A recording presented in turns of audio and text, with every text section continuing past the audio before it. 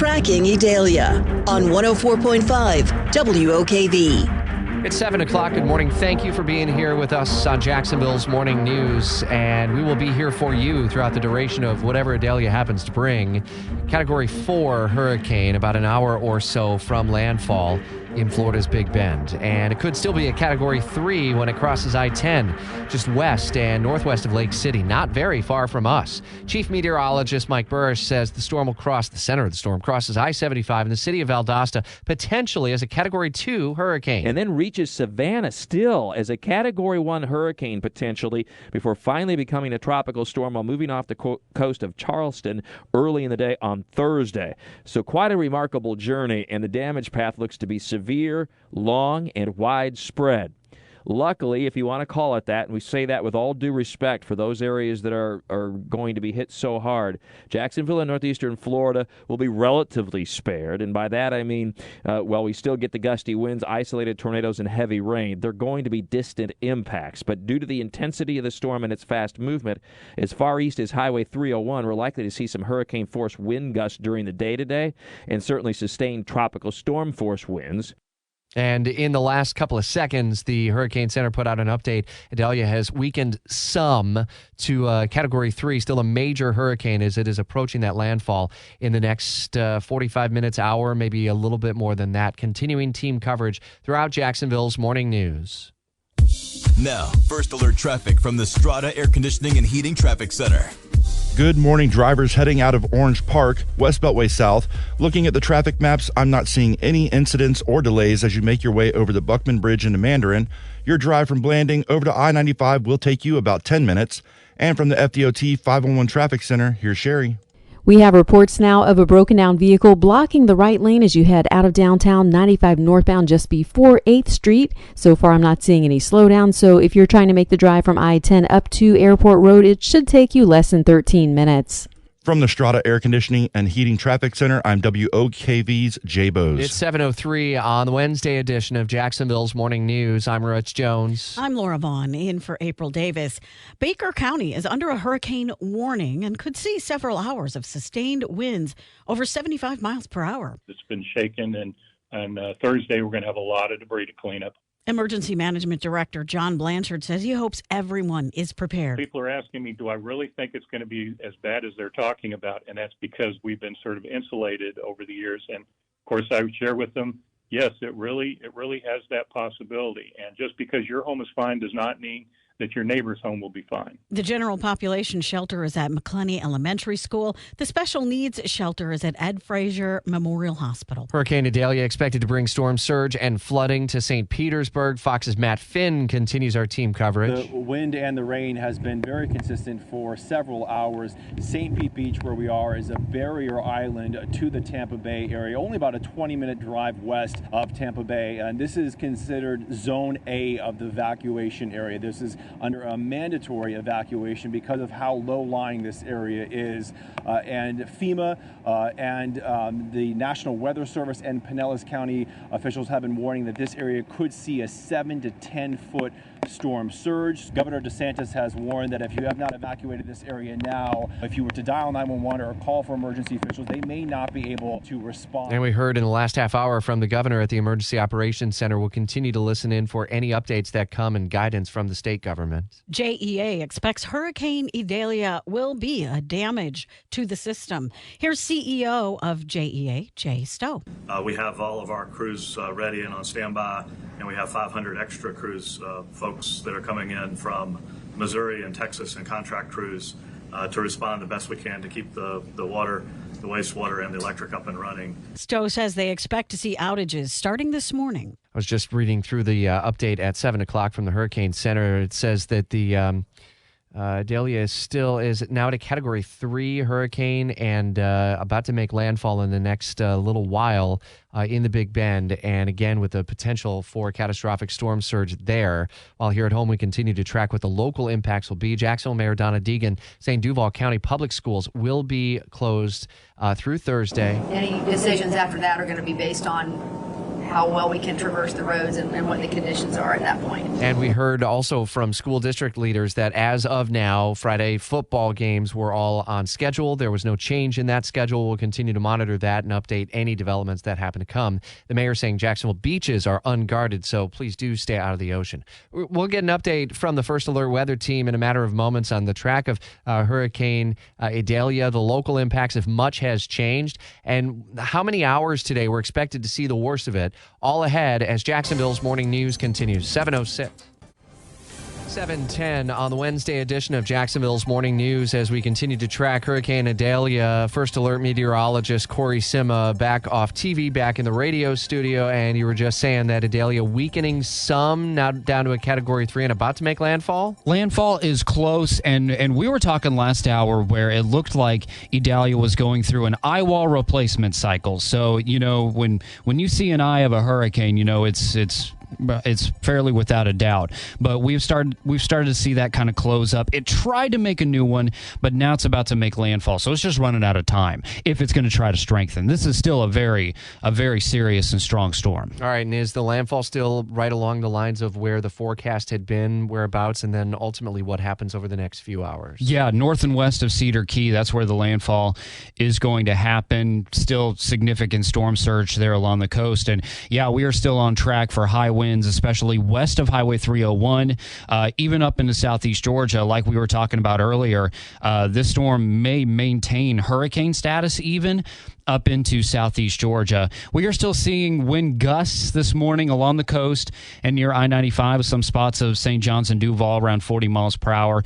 The winds, though, will be higher inland, much higher. And those gusts, that's an important point. That's just a measurable moment in time, if you will. Sustained winds would be a concern around bridges and things like that. I haven't seen sustained winds over 25 miles an hour this morning. Which is really good. Yeah. And we were very confident that this wasn't going to be at least a really big storm and a big hit for Putnam, St. John's, Clay, and portions of Duval. It's still going to be windy. There will still be some rain at times. And we've already had several tornado warnings this morning, mainly up in southeast Georgia, but that threat will stick around through the morning. All right, so walk us through the next few hours, because as I'm looking on the radar right now, I'm seeing kind of a dry pocket, if you will, from much of Jacksonville into St. Augustine, even all the way to maybe Green Cove Springs, starting to see some light showers move in. How long do we stay kind of dry or less wet? Yeah, that's one way to put it. It may be for about another half hour or so, but there is another band of showers basically stretching from Ocala up to McClenny, and that is about to just pivot up toward Interstate 95 and eventually the coast. And there was a tornado warning down in Marion County. I'm not seeing that now, but that is a line that we're going to have to watch very closely for tornadoes. All right, and then as we move into the we're now past sunrise, maybe 10, 11. When does our tornado threat diminish? We have this tornado watch in effect until 3, but is there kind of like a prime time where the atmosphere is just all ready to go for the possibility of those tropical tornadoes? That's right now, and it all has to do with the side of the storm that we are on. So if you just make 4 boxes, if you draw 2 straight lines through the eye of the hurricane, the front right part of the storm is where you watch for tornadoes. And we're going to be in that zone until later this afternoon. It might be a little before 3 o'clock when the watch extends to, but this morning and early afternoon, that's that prime time. All right, and rain, we're not expecting a major water event out of this, and that's been the forecast throughout the duration, for us at least. Yeah, for I-95 and the St. Johns River, I believe our forecast most of the time has been about 1 to 2 inches of rain, or maybe 1 to 3. I think that's right on track. There may still be some areas of flooding, but in storm surge too, it looks pretty minimal along the coast and the St. Johns River, but this is primarily a windstorm inland. Scotty on the other side of the glass was bemoaning the fact that he had an event that was canceled for tonight. If a restaurant doesn't lose power, I'd imagine that by tonight or dinner time, maybe later on, we can venture out, given the current outlook. Breezy. It'll be breezy this evening. We may even see some sunshine before sunset. I'm pretty optimistic about that, but I think it's going to happen. So, yeah, it'll stay a bit breezy. And there may be a couple of spotty showers, on the extreme back end of Idalia. But, Yeah, it'll be manageable. It should definitely be manageable outside. And then still hot for the weekend, but like seasonably hot and even lower humidity. So like morning lows, like comfortable. I'm really looking forward to this, Rich. So we actually have some mornings in the 60s in the First Alert 7-day forecast. And we'll be in the 90s tomorrow, 90s on Friday with a few storms Thursday, just isolated showers on Friday. And then this weekend we have completely dry. So we deserve it. We're going to need it, especially areas that have some cleaning up to do, primarily well inland. But you said it, the mornings will be pretty nice, actually, and the humidity will be a little bit less, too. It is a 3 on the WOKV weather meter, so we just got to get through today, and then the weather is it's going to shape up pretty nice. And it's a Labor Day weekend as well. Holiday. I love it. Bring it. Action News Jack's First Alert meteorologist, Corey Simmel. We'll see you back on TV and hear from you. Garrett Biedenbaugh, Maritza Ross, and the Chief. The Chief is in the building. The Chief is in the building. We saw him after his 90-minute nap and maybe a shower, and that's about it. And maybe some breakfast is about all he gets. Probably. All right. Well, we'll hear from Chief in a little bit as well. We have seen the wind gusts as strong as 43 miles an hour in Mayport. Again, those are gusts and not sustained. We're at 82 degrees at Jacksonville's severe weather station. Now, First Alert traffic from the Strata Air Conditioning and Heating Traffic Center. For you drivers heading north out of town, I-95 north, we are still keeping an eye on this broken down vehicle that has the right lane blocked. It's not causing any delays for you at this time, so your drive from I-10 up to Airport Road will take you about 12 minutes. And here's Sherry from the FDOT 511 Traffic Center.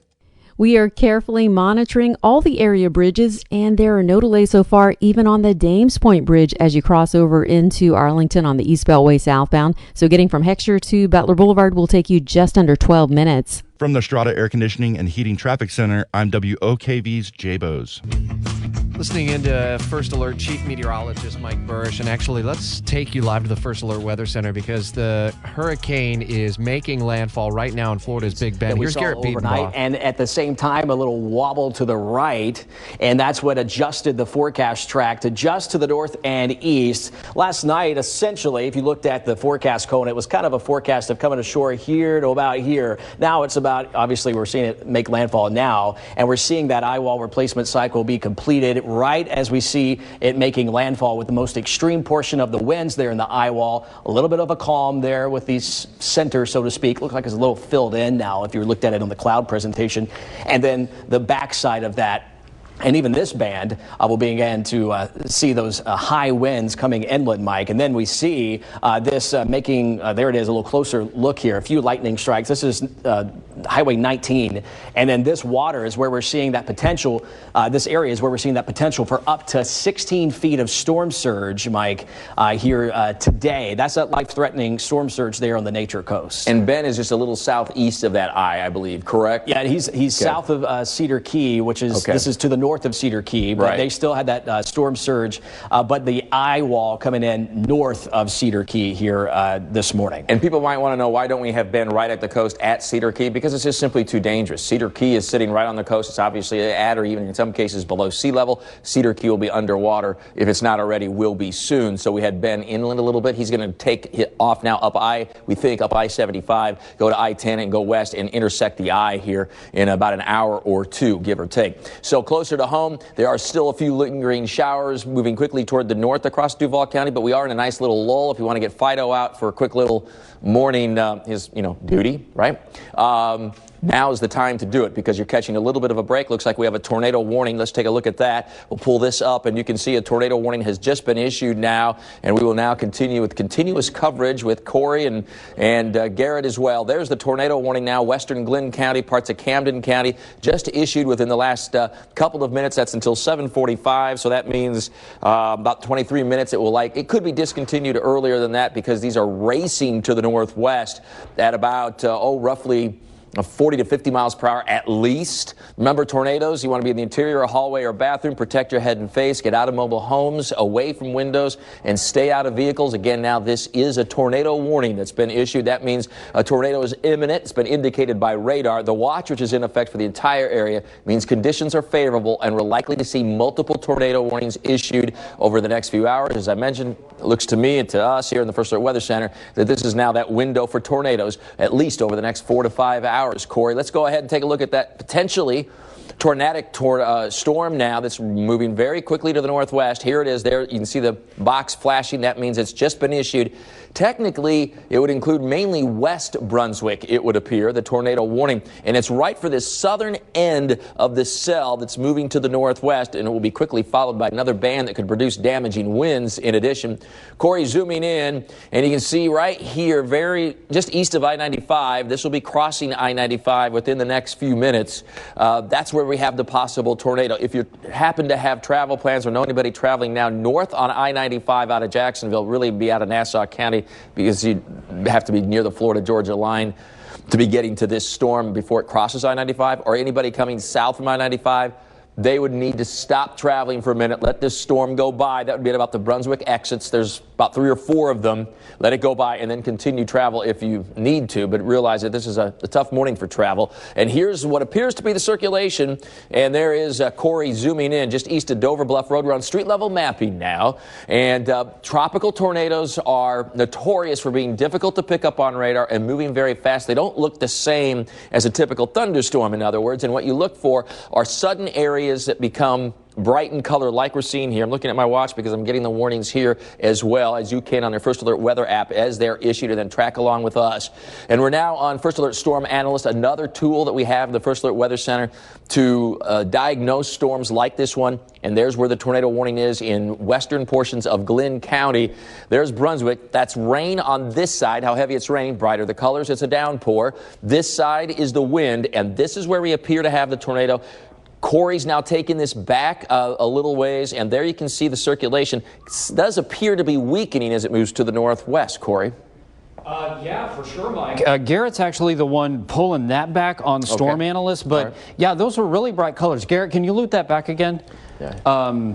See right there? Yeah. So kind of right along the coast, and this is the southern edge of Jekyll Island. That's the road to Jekyll Island. So this is all to the south and west of that, which is kind of a marshy area, right? So the rotation looked a little more intense. The colors have gotten not as bright. You see the really bright red and even some orange coloring there. Now this is live. This is real time to the south and west of Brunswick, just on the southwest edge of the Sidney Lanier Bridge. So as that rotation is tracking up to the northwest, it does not look as intense as it did. The tornado warning was just issued from the National Weather Service as the storm is tracking up to the north. So the First Alert Weather Team is tracking 2 tornado warnings, Camden and Glynn County, just to our north. And for northeast Florida, we're continuing to see a bit of a dry pocket, but it's just a brief respite. As Chief Meteorologist Mike Burrish says, the center of the storm is now making landfall right now in the Big Bend of Florida. And the next 4 to 5 hours are going to be pretty critical for the Jacksonville metro area for the potential of tornadoes. And we will watch for that, and if indeed we have any, we'll be sure we keep you up to the minute. Live team coverage takes us to the Emergency Operations Center in Tallahassee. We're joined by Governor Ron DeSantis as the center of Idalia is making landfall, Governor, as a Category 3 storm. This is still a very violent and dangerous storm for the entirety of the state. What's the big picture, and what are you hearing? Well, we are going to have landfall within the hour in Taylor County. So this is the Big Bend region of Florida. We are expecting significant storm surge in those coastal areas of the Big Bend. There's a lot of outer bands. And so I think places in other parts of Florida, like Northeast Florida, you are going to see impacts. We've already had a number of tornado warnings that have gone out from the wee hours in the morning throughout the state. So definitely be on guard for that. And this is a significant storm. It's going to ride through kind of north central Florida and then get into southeast Georgia and probably ride the whole coast all the way through South Carolina before it exits into the Atlantic Ocean. And that creates problems where you could see a line. Valdosta, Georgia could be talking about a Category 2 storm over that area. They've never seen one. It's only been a Category 1 before. I know FEMA assets are going to be available and deployed to both Florida, Georgia, and even maybe into the Carolinas. What conversations have you been having with FEMA and the president in recent days leading up to and now today? Well, they approved our pre-landfall declaration, and they will be helpful. But on this immediate response, this is something that we take the reins over. I mean, we don't want to have to rely on the federal government, and so there'll be times where they can come in, as we get a few days out. But this initial response, from the power restoration to the search and rescue to all the things that really need to happen in the aftermath, we have this stuff staged. We've got 8 urban search and rescue teams ready to go if needed to rescue folks in distress. And then we've got between 30 and 40,000 linemen that are stationed throughout the state that, as soon as it's safe to do so, they're going to commence with power restoration efforts, try to get the power back on. And of course, we've got supplies and everything that communities may need that can be surged after the storm as well. So that's what we're going to be doing, and we're going to execute that. And I think that this is an interesting storm just because you have to go back to the late 1800s to find a storm like this that took this path. And so these are areas that have just never been hit by a major hurricane in any of our lifetimes, and that's going to change very shortly. Yeah, Mike Burrish was actually just did a story a couple of years ago about the 1896 Cedar Key hurricane, in fact, and he was working with Al Sandrick with the Jacksonville National Weather Service office about that line, and this is very similar to it. Governor, do you hear from emergency officials in the counties that had mandatory evacuation orders, that nearly everyone did heed the warning to get out? And in the last couple of hours, have you been hearing that there have been any high water rescues or emergency rescues? So you take a place like Cedar Key, which is kind of ground zero for this storm surge. Almost everybody did evacuate, not 100%, but almost everybody did evacuate. And in terms of rescues, you're not going to hear about rescues for another couple hours, just because the conditions are so hazardous that a sheriff's not going to send deputies in, and these first responders are not going to be able to access this in these conditions. And so as it moves through over the next few hours, you're going to start to see that. And so we'll get a better sense, I think, on the back end of the storm. For Northeast Florida, which you call home, and your wife Casey and the family has called home for so long, over the next 4 to 5 hours, Chief Meteorologist Mike Burrish says is our greatest risk for the tornadoes. There may be a sense of complacency of, hey, this is going to be west of us. We've still got that acute threat. What's your message to the Northeast Florida community, Governor? Yeah, no, just be vigilant. I mean, those tornado warnings, please heed those. Those are really significant. If anything like that happens, you need to take appropriate precautions. And so, hopefully you guys get out with modest impacts, but that is definitely still a threat and will remain a threat for the next 4 or 5 hours. Have you been in touch with Mayor Deegan in the last 24 hours or so about preparations, and other county leaders in Northeast Florida?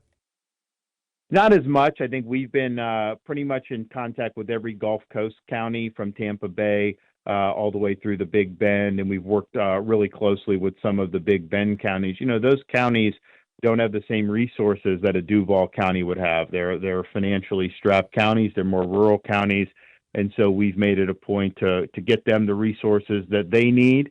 And that'll continue on the back end of the storm. There's going to be a need for us to be there helping out, because you look at something like debris removal. There's going to be a lot of debris. This is a heavily forested area. The debris costs are going to probably be more than their annual budget. So we're going to be there. We're going to help them get back on their feet. Now, within the last hour, we were just speaking live with CEO Jay Stowe from JEA, and he said, hey, if we dodge the worst of this, we'd be happy to assist. How easily do you pick up the phone and just call JEA and say we need crews?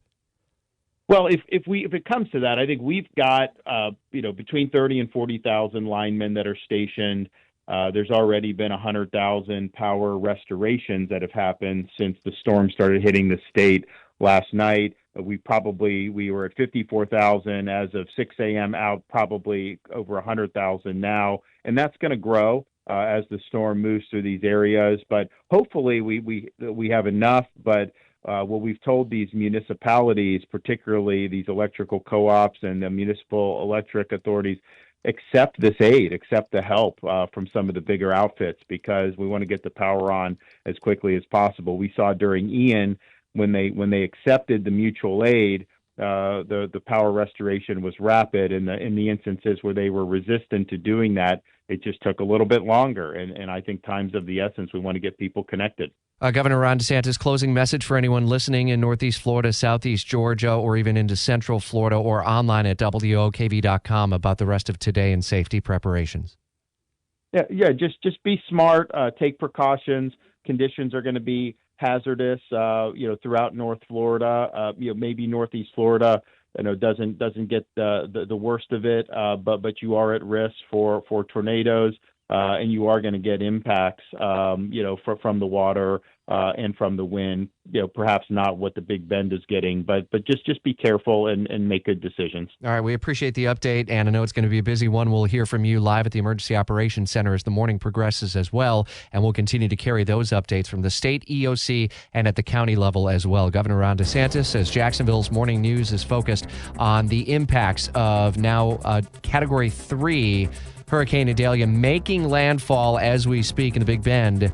2 active tornado warned storms out of the immediate metro area, but we want to make sure that if you are listening in Camden or Glynn County, Georgia, that you are in your safe spot because you are under an active tornado warned storm at this moment. WOKV News Time, 7:36. 7:43 as Jacksonville's morning news continues, and we continue to track a tornado warning for Camden and Glynn counties in Georgia. In the First Alert Weather Center with this active track, First Alert meteorologist Garrett Biedenbaugh and Chief Meteorologist Mike Bursch. Let's listen in for a few minutes here. This is what we're talking about right there, that water right there, just a little bit of land interaction there. And let's take a look at First Alert Storm Analyst. If you can pop that up, Corey. We've got this I think we've got it centered just about right to show this circulation and that tornado. Remember, this is rain here. This is the possible tornado. It would be a water spout now. Could come ashore as a tornado. Boy, that's looking pretty sharp, Garrett. And here it is. This is velocity. So this is how heavy it's raining, and that's even become more intense. Yeah, so that purple. So that's the heavy rainfall, blinding rain as these move in. In tropical systems, the tornadoes move very quickly, and then this is the velocities or the wind. So First Alert Storm Analyst really gives us a good idea. Let's just zoom in to see where that's going to hit. And I think you're right, Gary, you're right on. That's going to kind of try to thread the needle there on the edge of Jekyll Island and then right up into potentially downtown Brunswick. And you can see some updates here coming in on our First Alert Storm Analyst here. The velocity data, as Mike mentioned, moving off. And again, when you're over the ocean, you don't have that much friction. Typically, those water spouts are a little bit easier to hang on. And if it stays over that water, then we could, try to get it in a little bit farther to the north and west. Typically, the tropical tornadoes are pretty quick. They go up and down. They move pretty quick. And then now this could maybe linger just a bit. And ahead look at that. Mike, yeah, this is just popped within the last couple of minutes. Within the tornado warning, there appears to be another cell just to the north-northwest. So they're trailing each other, chasing each other, if you will. That's over Jekyll Island, Corey? Over Jekyll Island. Okay, so that cell has just intensified. We may have twin cells that likely do have twin cells that are rotating right now, moving into the Brunswick area. Remember, lowest part of the building that you are in, away from windows, get out of mobile homes, do not get into an automobile. You won't be able to see this tornado coming for very far in advance. You'll hear a loud roar, and you've got seconds to take action and to take cover. We're giving you that notice right now. Brunswick, this lead cell now makes Brunswick maybe a little bit earlier, followed by the reason that the tornado warning was issued, which would be we headed around 8 to 8:03 into Brunswick. Yeah, so Jekyll Island first. There's Brunswick proper on both sides. Again, classic radar you used to see in the wind data here on the right side of the same picture.